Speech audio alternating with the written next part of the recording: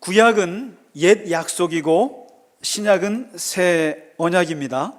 구약의 예언은 초림 때 성취되었고 신약의 예언은 재림 때 성취될 것입니다. 따라서 구약에서 약속한 목자가 있고 신약에서 약속한 목자가 있습니다. 믿습니까? 이렇게 아멘이 흐릿하시죠? 아멘 하시면 안 됩니다. 이게 신천지 교리의 핵심입니다. 아멘 하신 분들 한번 좀 생각 좀 해주시기 바랍니다. 구약에서 약속한 목자가 있고 신약에서 약속한 목자가 있어요? 따로 있어요? 그러니까 구약에서 약속한 목자는 누구예요? 예수님이죠. 그럼 신약에서 약속한 목자는 누구예요? 예수님이죠. 네, 이 모못이라는 겁니다. 사실 오늘날을 보면 기독교회는 성경 혼란의 시대를 맞이했습니다. 우리가 특히 성경 해석의 혼란의 시대입니다. 말씀 혼란의 시대를 맞이하고 있고 지금 지나고 있습니다. 중세만 해도 카톨릭이 교회를 다스릴 때는 교회가 권력을 잡았습니다. 그러니까 권력의 맛을 알아요. 권력의 맛을 아는 사람들은 이 권력을 어떻게 하면 지속화하는 게 관심입니다. 성직자는 권력자였습니다. 그러다 보니까 이 성직자들이 권력을 유지하기 위해서는 차별 제도를 만들어야 되고 계급을 만들어야 됩니다. 그래서 교회 안에서 평신도들을 차별합니다. 어떻게 하냐면 성서에 접근하지 못하도록 성경을 읽을 수가 없습니다. 그래서 여러분 아시는 것 같이 카톨릭은 라틴어가 성직자들만 합니다. 그래서 지금도 라틴어로 미사를 가끔씩 하지만 성도들은, 다시 말해서 평신도들은 그 성경을 접근할 수도 없고 알지도 못합니다. 그냥 사제가 말하는 그대로 그건가 보다 하는 거죠. 그러다가 1517년에 종교개혁이 일어났을 때 다른 많은 일들이 있지만 마틴 루터의 가장 위대하고도 위대한 일은 바로 성경을 번역한 겁니다. 독일어로 번역한 거죠. 모두가 다 번역해서 성경을 읽을 수 있게 됐습니다. 마침 구텐베르크 인쇄술이 그때 또 마침 일어나서 이 문명과 종교개혁이 맞닥뜨리면서 아무도 몰랐던 성경의 진리에 대해서 누구나 아무나 글씨만 알면, 독일어만 할 줄 알면 다 읽을 수 있게 됐습니다. 그러면서 그때부터 기독교는 성경을 아주 보기 쉽게 됐습니다. 그런데 아무나 성경을 읽고 아무나 성경을 해석하고 아무나 성경을 적용을 하면서 생긴 또 새로운 문제가 바로 이 성경 말씀의 혼란의 시대를 맞게 된 거죠. 그래서 오늘 사도 바울이 이런 말을 합니다. 진리가 중요하다. 진리가 참 중요하다. 하나님께서는 소원이 계신데 두 가지 소원밖에 없다. 모든 사람이 구원받았으면 좋겠고 또 모든 사람이 진리를 알았으면 좋겠다. 이 두 가지를 같이 합니다. 구원과 진리를 같이 얘기합니다. 그리스도인이라고 하는 것은 예수를 믿는 자임과 동시에 진리를 아는 자이다. 이렇게 바울이 말하거든요. 구원과 진리를 같이 알아야 한다. 그래서 믿음과 진리 안에서 살아야 한다. 그래서 구원은 믿음으로 받는 거죠. 그러면 진리는 분별을 잘해야 된다는 거죠. 그래서 심지어는 하나님의 집이 하나님의 교회인데 하나님의 교회는 다른 게 아니라 진리의 기둥이다. 진리의 터다. 그래서 교회는 진리를 터해서 세워진 공동체라는 거죠. 교회가 아무리 따뜻하고 아무리 사랑이 많고 아무리 교인들이 착한 일을 많이 해도 진리라고 하는 터가 없으면 소용이 없다는 거죠. 미스 코리아 뽑을 때 제일 예쁜 사람이 뭐죠? 진이죠. 그 다음이 뭐죠? 선이죠. 그 다음이 미예요. 아무리 예뻐도 아무리 미적인 가치가 있어도 아무리 예술적인 가치가 있어도 착한 도덕적인 가치를 못 따라갑니다. 선하고 착하고 도덕적이고 윤리적이고. 그러나 아무리 선하고 윤리적이어도 진리를 따라갈 수 없습니다. 무엇이 옳은가? 무엇이 그른가? 무엇이 참된 것인가?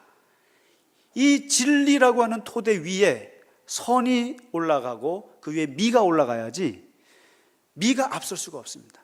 신앙도 교회 안에서 아무리 예쁘게 신앙생활을 하고 아무리 착하고 아무리 선한 일을 해도 진리가 바탕이 되지 않으면 아무 소용이 없습니다.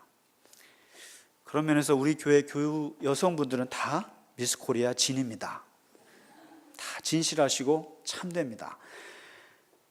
그래서 하나님은 영이시기 때문에 예배할 때도 영으로만 예배하는 것이 아니라 진리로 예배하라 그랬습니다. 예수님은 심지어는 진리가 너희를 자유케 한다고 그랬습니다. 진리를 모르면 자유로울 수가 없다는 거죠. 그리고 예수님의 영광 속에는 은혜만 있는 것이 아니라 항상 진리도 같이 있다 그랬습니다. 은혜와 진리가 같이 있다 그랬습니다. 하나님은 사랑만 있는 분이 아니라 사랑과 진리가 함께하는 분이라고 그랬습니다. 그래서 성경에서는 너희는 항상 인애와 사랑이죠. 사랑과 진리를 떠나지 말라. 이 두 가지를 떠나지 말라 합니다. 성령이 뭐예요? 진리의 영입니다. 하나님의 말씀은 진리라는 거죠. 그래서 진리로 허리띠를 띠라고 할 정도로 이 진리라는 것이 중요하고 잘 분별해야 된다는 거죠. 그러면 도대체 사도 바울이 말하는 진리가 뭐냐는 거죠. 진리는요, 상식적으로 이곳에서 맞으면 저곳에서도 맞아야 돼요. 대한민국에서도 통하면 미국에서도 통하는 게 진리예요. 한국에서는 통하는데 미국에서 안 통하면 그건 진리가 아니죠. 그리고 옛날에 통했고 지금도 통하고 미래에도 통하는 것이 진리예요. 시간과 관계없이 이게 맞아야 돼요. 그리고 나에게 진리면 상대방도 같이 맞아야 진리예요. 나한테는 너무 참된 건데 다른 사람이 들었을 때 아니면 그건 진리가 아니에요. 그래서 누구나 어디에서나 그리고 언제든지 다 우리가 납득할 수 있는 것이 진리인데, 사도 바울이 오늘 말하는 기독교의 진리는 뭐냐면 바로 하나님이 우리를 사랑하신다고 하는 진리예요. 하나님이 우리를 사랑하신다고 하는 것은 어제도 맞고 오늘도 맞고 내일도 맞아요. 한국에서도 맞고 아프리카에서도 맞아요. 그리고 나에게도 맞고 너에게도 맞아요. 하나님이 우리를 사랑하신다는 거예요. 예수님께서 그 사랑에 힘입어서 십자가에서 죽으셨습니다. 그건 진리예요. 그리고 그분이 죽고 부활하셨습니다. 영원한 진리예요. 그리고 그 예수를 믿음으로 말미암아 우리가 구원을 받아요. 행위가 아니고요, 그게 진리예요. 그리고 오직 주 예수 외에는 우리에게 구원을 주신 분이 없어요. 그것은 어제나 오늘이나 어디서나 동일한 진리예요. 변할 수가 없어요. 그런데 오늘 사도 바울이 당신의 유일한 제자 디모데에게 마지막 편지를 쓰면서, 이게 죽기 전에 쓴 편지거든요. 죽기 전에 쓰면서 이 진리가 변하는 것을 봅니다. 이 진리가 퇴색되는 걸 느껴요. 모든 사도들과 모든 바울과 같은 이런 초대교회 이 사람들은 걱정했어요. 이 진리가 보존이 되어야 하는데 이 진리가 자꾸만 도전을 받아요. 다른 복음이 들어와요, 교회 안에. 다른 가르침이 막 교회 안에 들어와요. 그리고 다른 말들이 막 유행을 해요. 그러면서 오늘 바울이 이 디모데에게 그 원인을 얘기해 줘요. 왜 우리가 진리의 말씀의 터 위에 서지를 못하는가? 왜 우리 그리스도인들이 하나님의 말씀에 서지 못하고 또 심지어는 아까 말씀드렸던 이단의 진리에 빠지는가? 디모데 후서 3장에 보시면 사도 바울이 말세에 일어날 현상을 쭉 열거를 해요. 근데 그 열거하는 것을 다 얘기할 수는 없지만 핵심을 꼽으라 그러면 세 가지의 사랑에 빠진다는 거예요. 우리가 세 가지의 사랑에 빠지는데 그 사랑이 뭔가 했더니 바로 자기 사랑, 둘째는 돈 사랑, 셋째는 쾌락 사랑, 욕망 사랑이죠. 이 세 가지 사랑에 사람들이 빠지게 된다. 그리고 자기 사랑에 빠지고 돈을 사랑하고 그리고 쾌락을 사랑하게 되면 사람들이 절제를 못하고 조급해지고 정이 없어지고 배신하고 사나워지고 그리고 속된 말로 자랑질하고 자기가. 그래서 경건의 모양은 있어 보이지만 능력이 없고 결국에는 어디에 이르냐면 진리를 이루지 못하고 진리를 대적하게 된다는 거죠. 결국 뭐냐면 하나님보다 자기를 더 사랑하고 하나님보다 돈을 더 사랑하고 하나님보다 쾌락을 사랑하면 당연히 진리에서 떠나게 돼 있다는 거죠. 그럴 수밖에 없죠. 그러면서 오늘 디모데후서 4장에 바울이 이어서 얘기를 해요.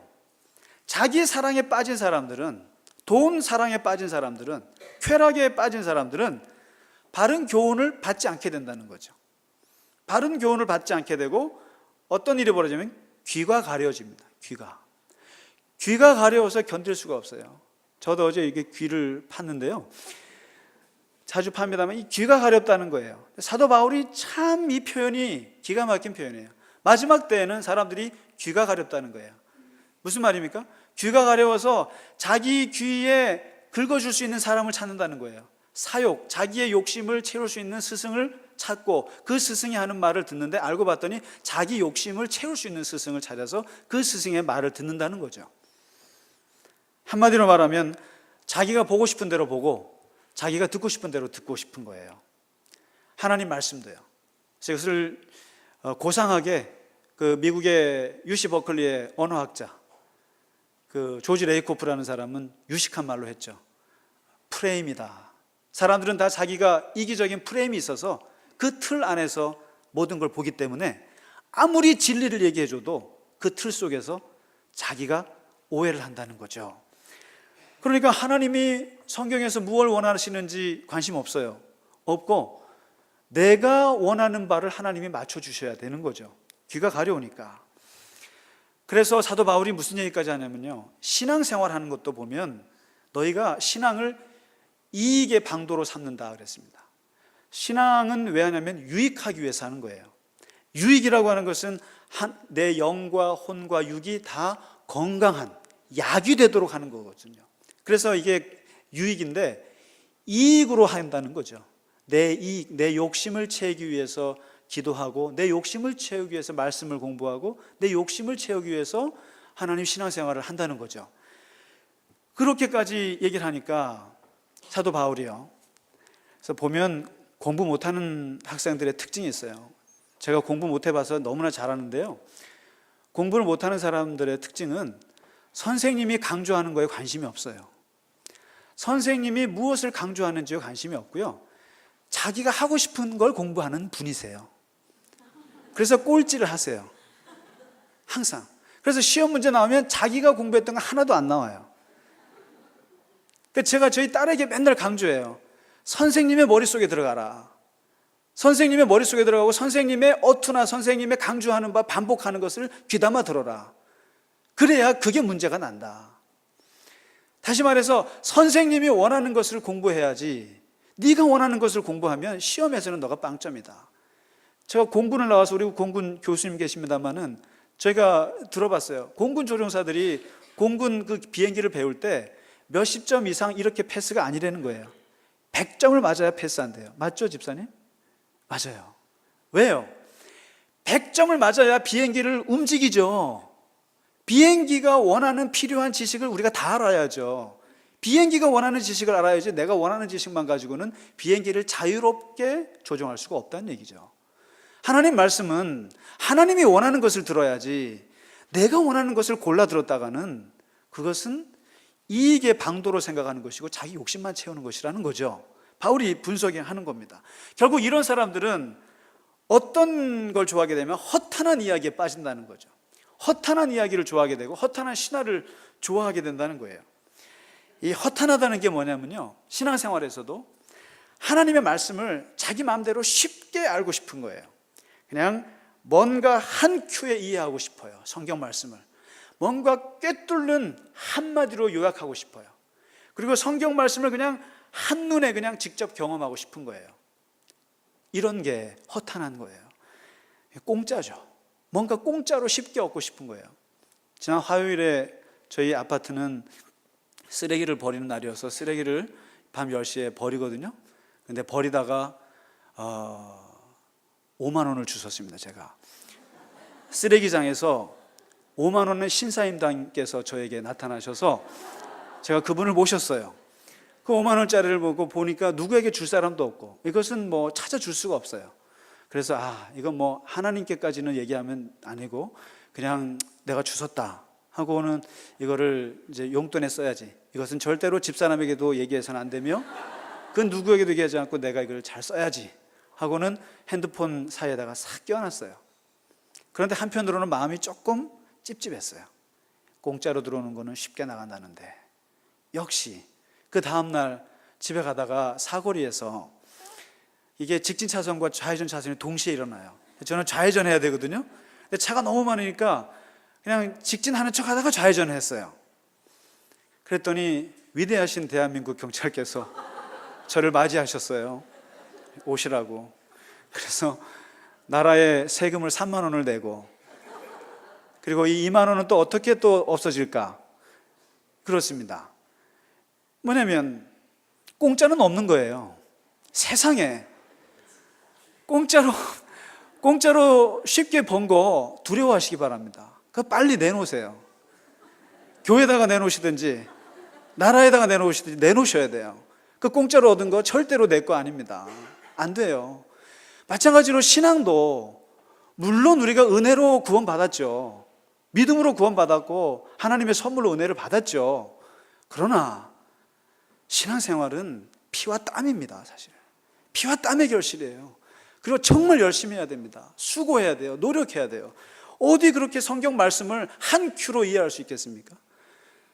근데 죄송한 말씀입니다만은 요즘에 그 참 이단들이 극성인데 그분들이 하는 얘기가 보면 한 큐로 성경을 꿰는다는 거예요. 그리고 성경은 성경으로 풀어준다는 거예요. 그리고 성경을 통해서 우리에게 접근하는데 너무너무 논리적이에요. 그러니까 사람들은, 특히 저는 새사람교회 교인들이 접근하지 않기를 바랍니다. 우리는 아무것도 모르는데 그분들이 와서 그러면, 그래서 어떤 얘기를 하냐면요, 들어봤어요. 하나님의 음성을 직접 들을 수 있답니다. 하나님의 음성을 직접 듣는데 요즘에 그런 책들도 많아요. 하나님의 음성을 듣는 법, 하나님의 음성을 들어야 예수 믿는 맛이 난다, 뭐 이런 책들이 많이 있어요. 근데 그 책을 좀 봤더니 참 이런 얘기가 나오더라고요. 사무실에서 펜을 잃어버렸는데 하나님께 기도했대요. 그 펜이 지금 어디 있는지 주님 알고 계시죠? 그 펜이 저에게 얼마나 중요한지 알고 계시죠? 말씀해 주세요 하고 가만히 서서 주님의 음성을 들었대요. 그랬더니 한 문장이 떠올랐습니다. 사무실 화장실 안에 있단다. 여러분, 어떤 형태로든지 마음에 떠오르는 생각이나 느낌이나 상상이나 환상이나 소위 말해서 기도하면서 얻는 내적 음성이 얼마나 불안정한지 아세요? 얼마나 믿을 만하지 못한 건지 아세요? 하나님은 절대로 내 귀에다 대고 말씀하지 않으세요. 하나님은 그렇게 우리에게 다가오지를 않으세요. 그리고 펜 좀 잃어버리면 어때요? 그냥 내가 찾으면 되는 거예요. 그런데 그것을 하나님께 물어서 하나님이 말씀해 줬다는 거죠. 이런 책이 너무 많아요. 단지파라고 있어요. 이스라엘의 12지파 중에 단지파가 있는데, 단지파가 단군의 조상이에요? 단지파가 단군의 조상입니까? 같은 단씨예요? 동방박사에서 동방이 한국이에요? 한국입니까? 사도행전에 나오는 소아시아가 아시아 대한민국이에요? 터키의 서쪽 지방 이름이 소아시아예요. 동방은 이 동방이 아니에요. 그러면서 결국 단군, 단지파가 단군이고 동방이 대한민국이고 아시아가 대한민국이라고 해서 대한민국에 내가 이 교주가 바로 그 빛을 받았다고 하면 여러분 어떻게 생각하세요? 단자 글자 하나 같아서 이어지는 이 성경 해석을 어떻게 이해하세요? 예수님께서 너희 가족과 부모님과 형제와 자매와 전토와 모든 거 버리지 않으면 나를 따라올 수 없다, 나의 제자가 될 수 없다는 말씀에 집을 가출하는 게 성경적입니까?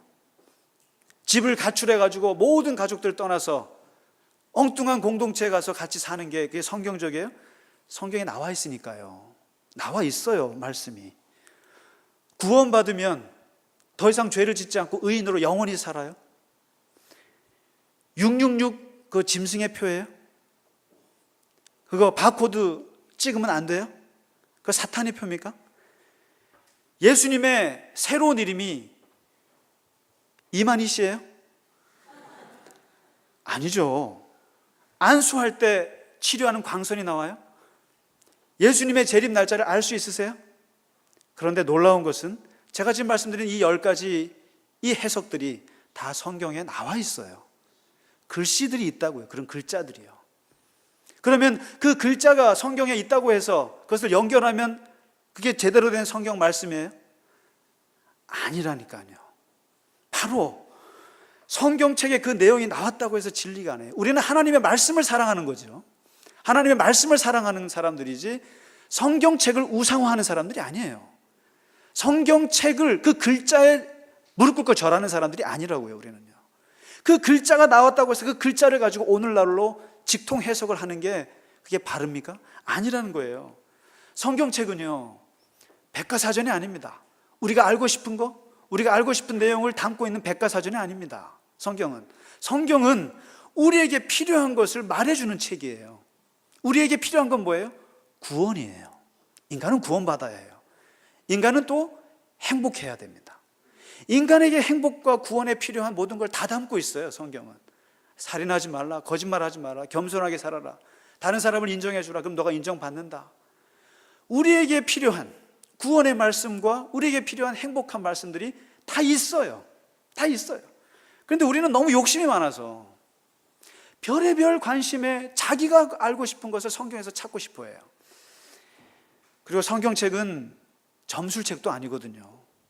무슨 내가 누구랑 결혼해야 될지, 내가 누구랑 살아야 할지, 무슨 사업을 해야 할지, 어느 대학을 가야 할지, 무슨 점심을 먹어야 할지, 그거 가르쳐주는 책 아닙니다. 성경책은요, 답이 없는 게 참 많습니다. 그래서 그 질문에 목사님들이 모른다고 할 때 그게 가장 정직한 거예요. 가장 정직하고 모르는 게 맞아요. 알 수가 없어요. 왜냐하면 성경책은 하늘에서 뚝 떨어진 책이 아니고요, 성경책은 그 안에 66권에 2000년 동안 40명이 다른 역사, 다른 생각, 다른 문제제기, 다른 저자들이 만들어낸 엮어낸 책이에요. 거기에는 메시지가 서로 달라요. 그래서 서로 다른 얘기를 해요. 예수님하고 바울 얘기가 서로 달라요. 야고보랑 바울 얘기가 달라요. 똑같을 수가 없어요. 근데 그거를 어떻게 한 큐로 묶습니까? 어떻게 한 큐로 성경을 묶어요? 그러면서 무슨 시대에서 이분이 메시아입니다라고 어떻게 그렇게 얘기할 수가 있어요? 그럼 그 얘기를 하면 우리는 욕심이 많기 때문에 너무너무 시원하다고 해서 정말 진정한 성경 해석가를 만났다고 하면서 교회를 떠나는 거죠. 성경은 그 정신을 읽어야지 문자를 읽으면 안 되는 겁니다. 성경 공부는 정보를 얻고자 하는 것이 아니에요. 그 속에 예수님의 정신을 얻고자 하는 거예요. 예수님의 말씀을 얻고자 하는 것이고, 그 속에서 예수님을 사랑하는 법을 배우자 하는 거예요. 예수님을 믿는 법을 배우자고 하는 것이지, 거기에서 무슨 정보를 얻으시게요? 과학적인 정보요? 홍수 정보요? 무슨 과학적인 말씀 안 하세요, 성경은. 그래서 기독교는 이 진리의 말씀 위에 서야 되는데, 이 성경 말씀을 정말 잘 해석해야 되거든요. 그래서 제발 부탁드리는데 교회 밖에서 이상한 데서 성경 공부하지 마세요. 물론 저는 그거는 안심이 돼요. 우리 교회에서 하는 성경 공부도 안 나오시는데 밖에서 하는 거 귀찮아서 하실 분들이 아니라는 것을 알아요. 그게 그나마 위안이 돼요. 아무리 이단이 판을 쳐도 저희는 걱정을 안 해요. 왜냐하면 우리는 게으르기 때문에. 열심히 써야 그것도 가요. 근데 우리는 우리 교회 성경 공부도 안 나오시는데 뭐 가시겠나라고 싶어요. 그래도 다시 한번 부탁드립니다만은 아무에게나 성경 공부하지 마세요. 아무 목사에게나 가서 들이대고 하지 마세요. 저는 아무런 의사에게 함부로 제 몸을 안 맡깁니다. 저는 그분의 뒷조사를 합니다. 병원에 갈 때 아무 병원에만 안 갑니다. 같은 의사라고 해서 의사라고 생각 안 합니다. 적어도 인턴에게 내 몸을 수술을 안 맡깁니다. 레지던트에게도 안 맡겨요. 최소한 전문의를 따야 저는 맡깁니다. 여러분, 우리의 영혼을 뒤바꿀 수 있고, 우리의 영혼을 멸망시킬 수도 있고, 아니면 우리의 영혼을 죽음에서 건질 수도 있는 이 위대한, 이 엄청난 나의 영혼을 여러분 인턴 같은 목사에게 맡기실래요? 수술 한번 해보지 못한 레지던트한테 맡기실래요? 레지던트도 수술 하나요? 모르겠습니다. 목사라고 해서 아무에게나 성경 공부를 하시면, 성경 공부라고 하는 것은 하나님의 말씀에 대한 수술이에요. 말씀을 어떻게 해서든지 잘 쪼개고 잘 얘기해 주는 거예요. 근데 그것을 아무에게나 가서 배워요? 신학 공부 4년 하신 분한테요? 4년 가지고 뭘 합니까? 성경이라고 하는 것이 6,000년의 역사를 담고 있고, 라틴어, 히브리어, 헬라어, 엄청난 언어가 있고, 이 속에 기독교 역사가 있고, 조직신학이 있고, 성서 구약이 있고, 이 공부가 쉬운 줄 아세요? 이걸 가지고 한 귀에 꿰는 사람들이 있어요. 어떻게 꿰요? 이것을. 그런 사람들한테 시원하다고 진리를 만났다고 하실래요? 안 되는 거예요. 그러니까 목사들을 만날 때 뒷조사를 하세요. 저희 교회 다 뒷조사 하세요. 저희들도 어느 교단에서 공부했는지. 그래서 전통을 무시하면 안 돼요. 그래서 기독교는 성경과 더불어 전통이 중요해요. 전통이 뭡니까? 오랜 세월 동안 신앙인들이 시행착오를 겪으면서 가장 좋다고 생각한 것을 해서 했던 지혜가 전통이에요. 사람들이 바보가 아니에요. 이렇게 예배드리고 이 순서를 하는 거, 이거 2000년 된 거예요. 괜히 하는 거 아니라고요. 그런 걸 무시하고 새로운 얘기를 하는 것이, 그게 새롭다고 해서 달려갈 길이 아니라는 거죠. 그리고 무엇보다도 중요한 것은 상식을 생각하셔야 돼요. 아무리 하나님의 말씀이 대단해 보이고 신비스럽고 그렇다 할지라도 내 상식에서 어긋나는 거, 주님의 말씀이 나를, 가족을 버리고 떠나라는 말씀이 있다고 해서 가족들이랑 다 풍지박산되고 집을 떠나는 일이 상식에 맞아요? 아니란 말이죠. 바로 기독교인이 하나님의 말씀을 볼 때는, 오늘 마지막 4장 5절에 사도 바울이 얘기합니다. 신중하라고. 제발 좀 신중하라고 얘기합니다. 신중하게 생각을 하고 공부하고 연구하고 들어보고 또 두드려 봐야지, 그렇지 않고 하면 안 된다는 거죠. 그래서 하나님 성경 말씀 잘 해석해야 하고, 그리고 전통을 무시하면 안 되고, 그리고 무엇보다도 상식적으로 잘 생각해 보셔야 된다는 거예요. 이러한 것들이 해서 하나님의 진리 위에 서는 거죠. 다시 말씀드립니다마는 우리는 아무리 예쁘고 아름다운 것보다도, 아무리 착하고 선하게 사는 선보다도 무엇이 옳은가, 무엇이 진실한가, 무엇이 참된 말씀의 진리인가, 이것이 안 되면 다 소용이 없습니다. 이 진리의 말씀 위에 서서 우리의 신앙을 굳건히 세워 나가시는 저와 여러분 되시길 간절히 바랍니다.